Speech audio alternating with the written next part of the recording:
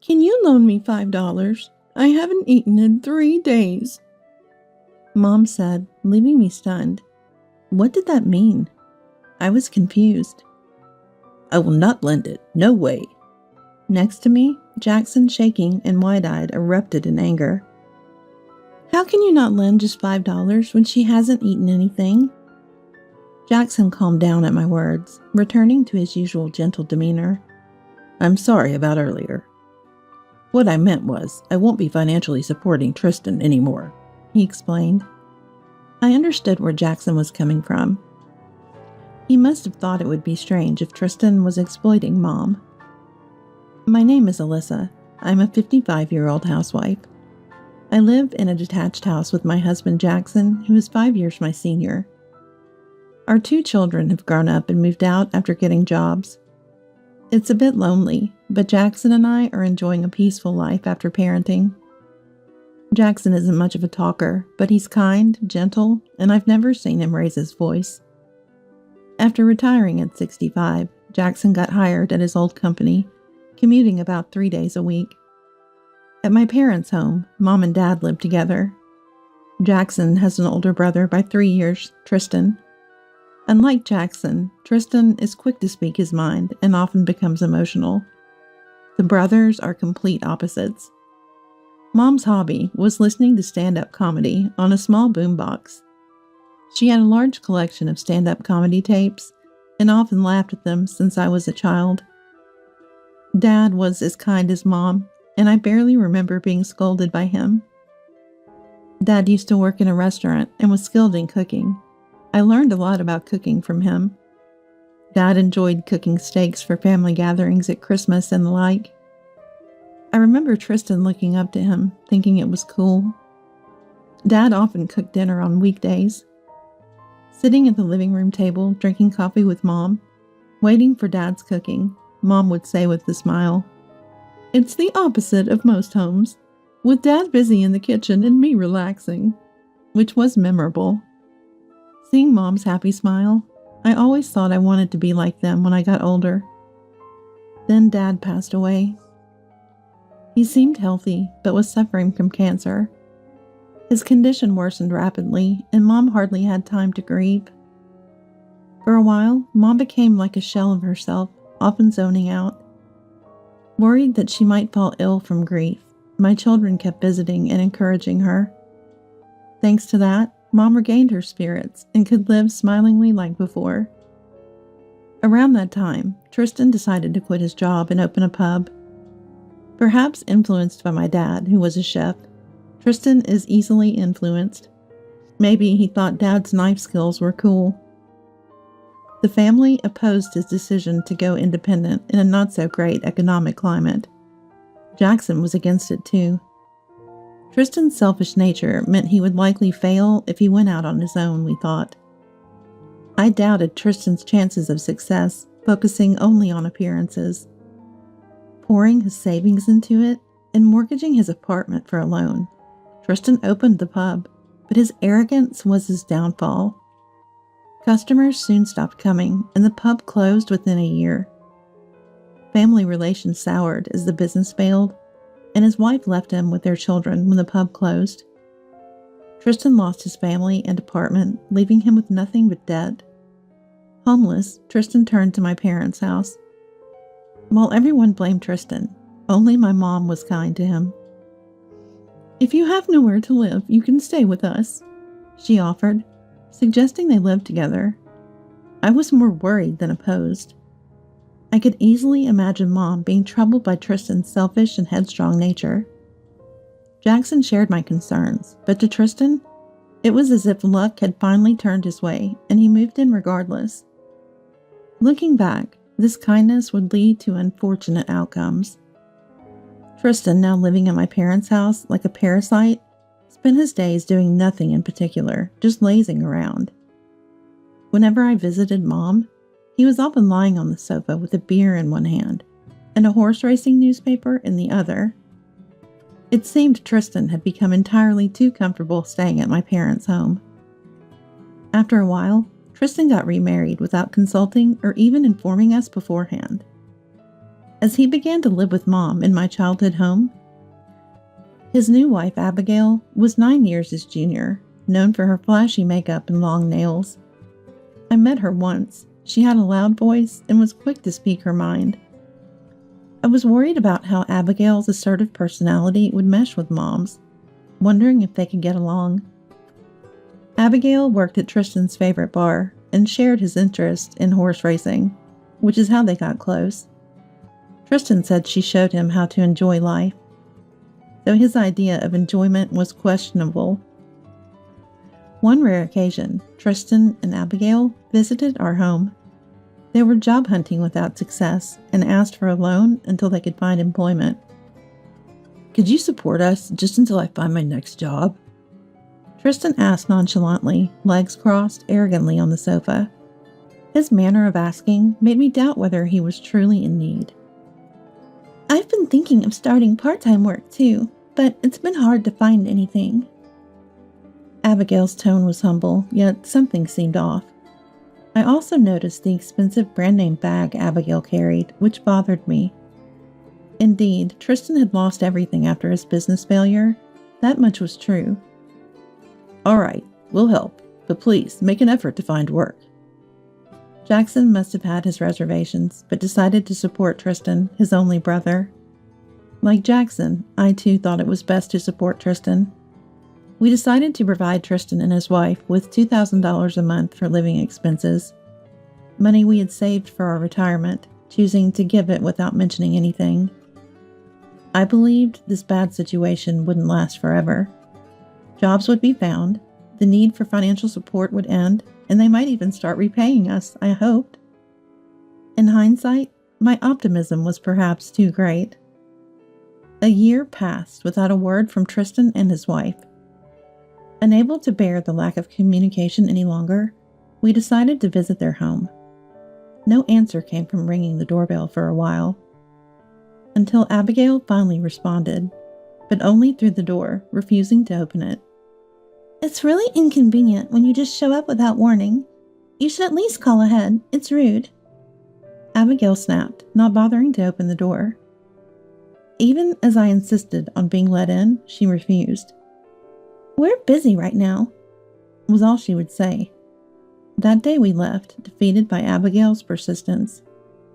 What concerned me more than the money was Mom. I would later regret not insisting on entering their home that day. A shocking event occurred just a few days after our visit to Tristan's. That day, a hurricane was passing through, with heavy rain and wind lashing outside. We had closed the shutters early and were hunkered down at home. Deep into the night, startled by the rain and wind hammering at the shutters, the doorbell rang repeatedly. "Ding dong! Ding dong! Ding dong! Ding dong!" Wondering what was happening, I decided to check on it, thinking it might be Tristan. Looking through the doorbell monitor, I saw Mom, drenched in the rain. "Alyssa, help me!" Mom pleaded through the doorbell.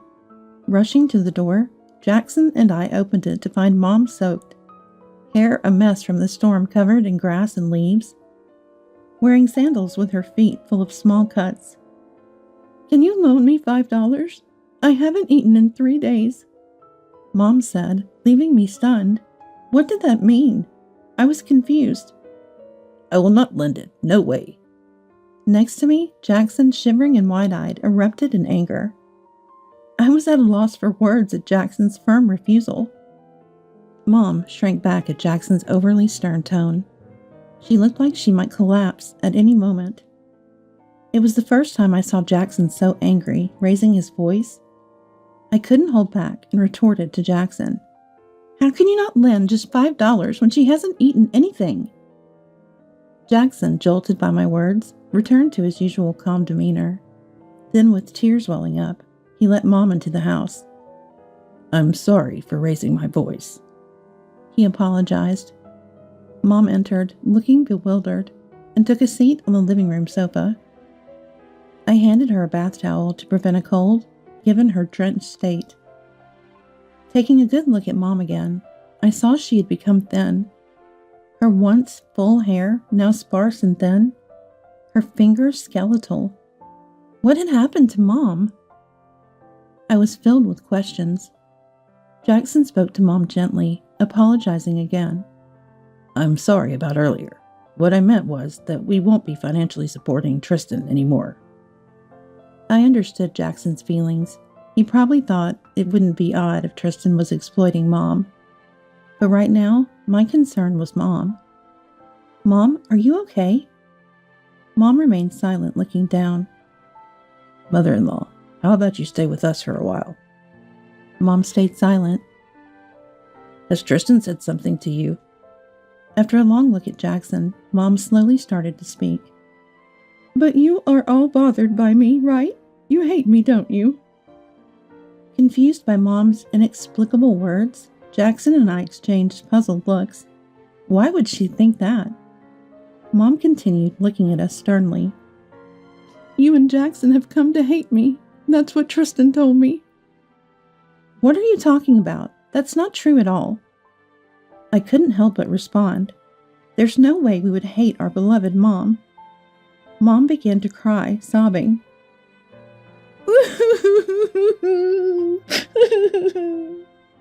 We've always loved you, Mom. There's no way we can hate you. We've missed you so much. I embraced Mom without hesitation. Mom hugged me back and started crying loudly.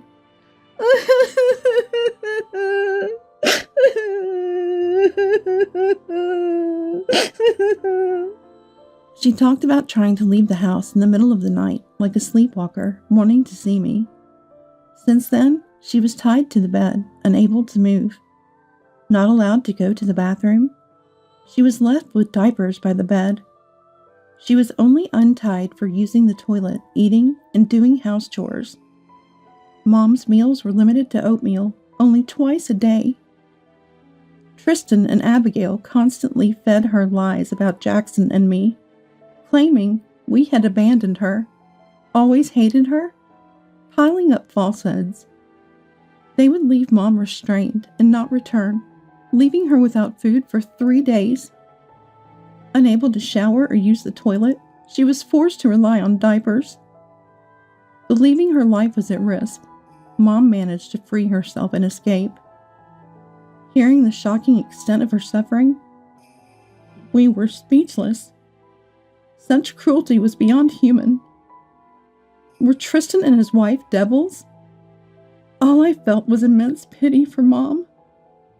Considering the distance, it would take an hour on foot under normal circumstances. Much longer for Mom, especially during a hurricane.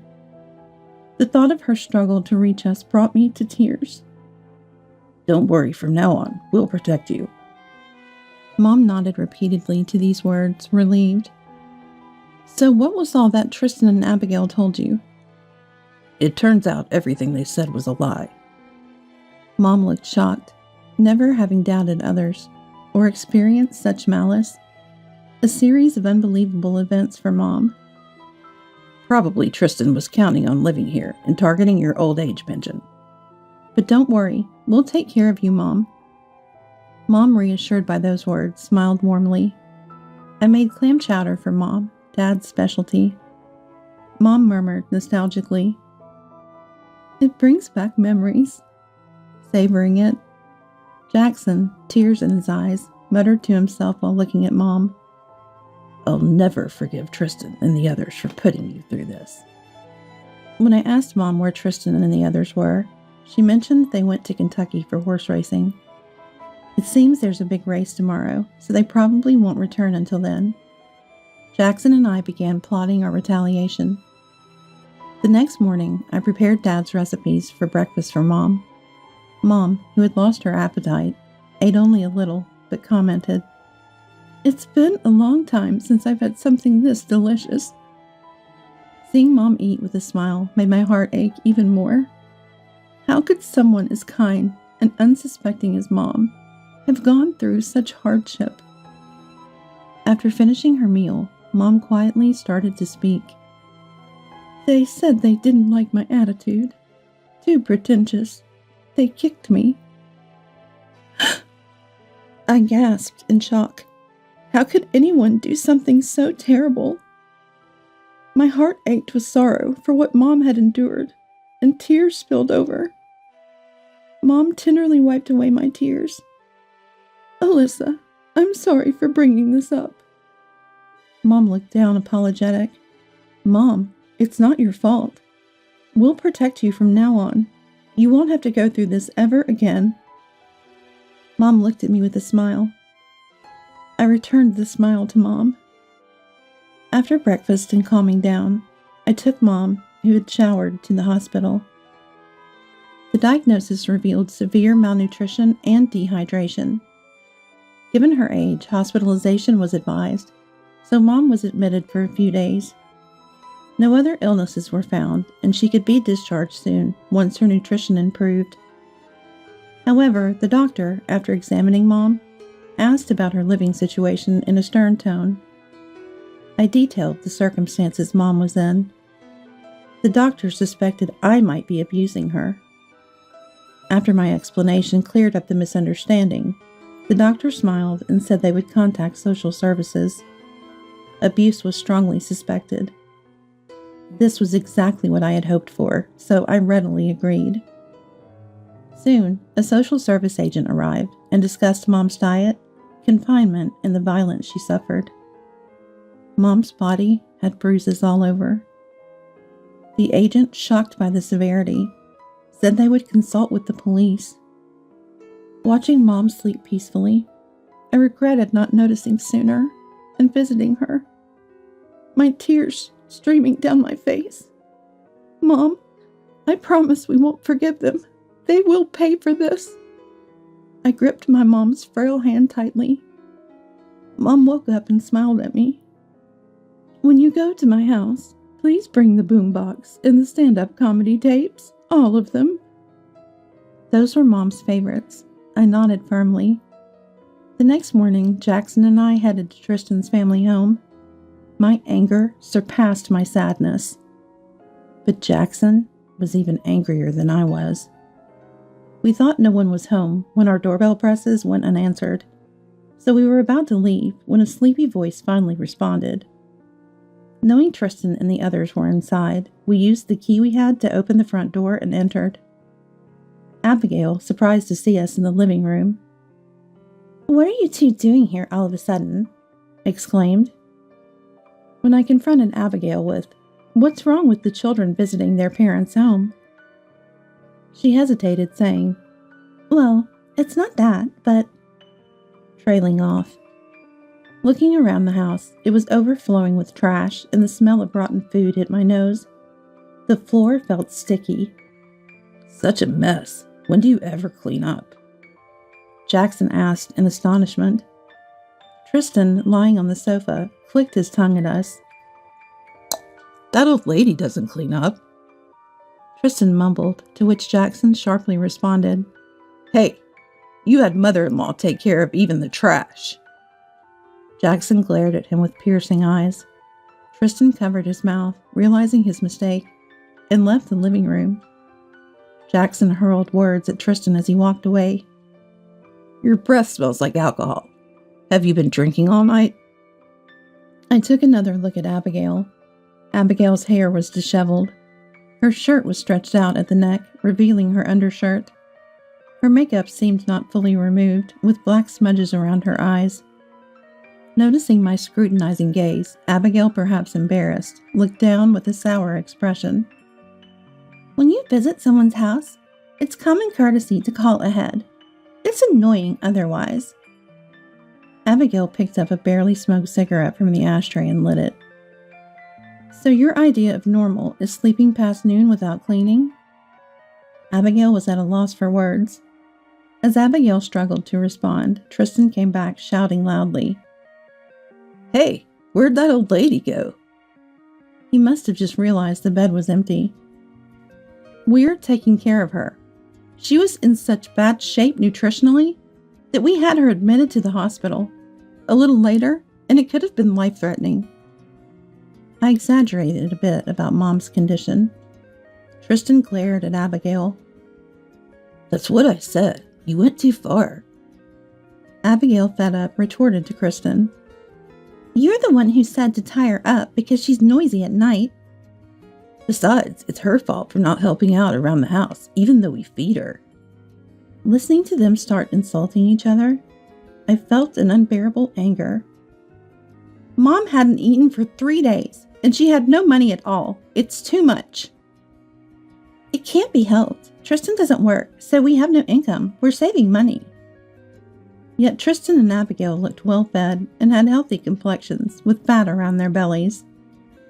Despite that, you two are fat and look healthy. And where have you been these past few days? Wherever we want to be. Abigail turned sullen and evasive.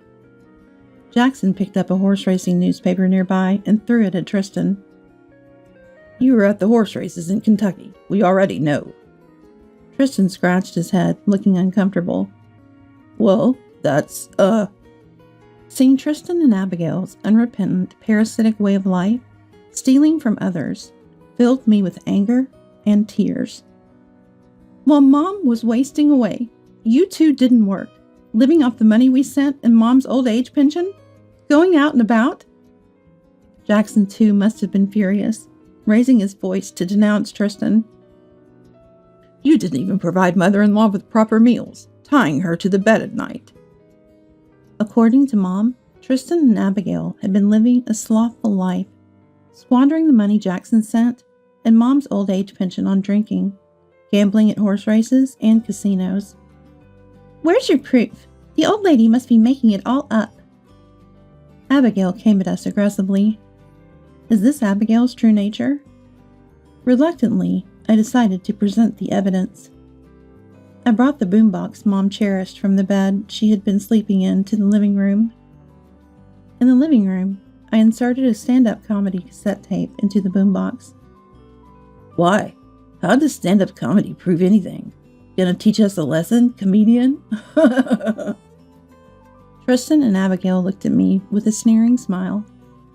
I pressed the play button regardless. Just tie her up. We're going to make a killing at the horse races in Kentucky, so behave. See, if you don't behave, you'll hurt like last time. When we get back, tell us where the banking card and seal are. Really? Can't find it anywhere. Where did you hide it? What came out of the boombox wasn't stand-up comedy, but an audio recording of Tristan and Abigail abusing Mom. Mom had recorded the abuse over the stand-up comedy tapes. That's why she wanted them brought to her. Hearing this recording, Tristan and Abigail collapsed to their knees, as if all strength had left them. Was this what Tristan called the joy of life? Mom has become so thin, almost just skin and bones, all because of you two. We don't know anything about that, Abigail shouted back at us loudly. As Jackson and I looked down on Tristan and Abigail, the doorbell rang. Ding dong! They're here. I headed to the door. I returned to the living room with the police and a social services officer. Faced with the unexpected visitors, Tristan and Abigail looked shocked. The social services officer showed Tristan and Abigail the hospital's diagnostic report and the doctor's opinion. The police went to check the bed. You've committed a serious crime. You'll be paying for it from now on. Let the police thoroughly investigate and see for yourself how terrible the things you've done are. We also handed over the cassette tape that recorded the abuse to the police. Tristan and Abigail will be judged for their crimes accordingly. Jackson spoke to Tristan. We won't be sending money anymore. We're cutting ties with you. This house belongs to Mom. We're going to sell it. Don't come back here. Suddenly, Tristan bowed deeply. Perhaps he finally realized his situation. Alyssa, if we lose this house, we'll have nowhere to live. I'll really look for a job this time. Please forgive us. Abigail also bowed deeply. I'll take care of mother-in-law too. Please forgive us. Now that they found themselves in a desperate situation, their attitude became completely opposite, calmly apologizing. It's too late. We can't trust you two anymore. Please, just this once, forgive us This one time. How long will they keep saying just this time? Do they think we'll relent? You will pay for your crimes no matter what. Don't ever contact us again. Jackson pulled out a debit card from the box containing the cassette tapes. Is this what you were desperately looking for? The debit card contained the money Dad and Mom had saved diligently and Dad's life insurance. I pulled the debit card out from between the boombox and showed it to Tristan and Abigail. So it was there all along. If only we had that. Wow. Tristan and Abigail began to cry out loudly. Even as the police took Tristan and Abigail away, they continued to insult each other. A futile effort till the end. They were crying and wailing as they were forced into the police car and taken away. The evidence against Tristan and Abigail included not just the audio recording of abuse, but also the restraints found on the bed. Additionally, the loud yelling of Tristan at night and Abigail's shrill screams, as reported by neighbors, served as testimony to the abuse. Further investigation revealed that a substantial life insurance policy had been taken out on Mom, leading to intense interrogations day after day. The police, calling it an inquiry, informed me of this. They were likely to be found guilty and face a severe sentence. Tristan and Abigail would be spending some time in prison. I hope they reflect on their crimes and make amends. We are seeking damages from Tristan and Abigail. After their release, they will have to make payments for the rest of their lives. I told Jackson I wanted to live with Mom. He gladly agreed. Yeah, let's live with mother-in-law. We decided to consult with Mom and use the money from selling the house for renovations. Although Mom, Jackson, and I are getting on in years, it's the start of a new chapter in our lives. It feels exciting. Mom seems excited too, smiling as she says, "A bigger kitchen would be nice," discussing the house layout with the architect. Our peaceful days continued until our eldest son's wife announced her pregnancy.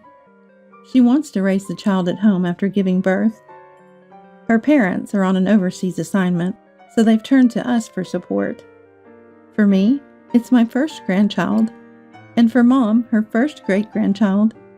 So our quiet days will be put on hold for a while as we embark on these busy days ahead. Someday, I want to ask Mom, do you think Jackson and I have become a couple like you and Dad?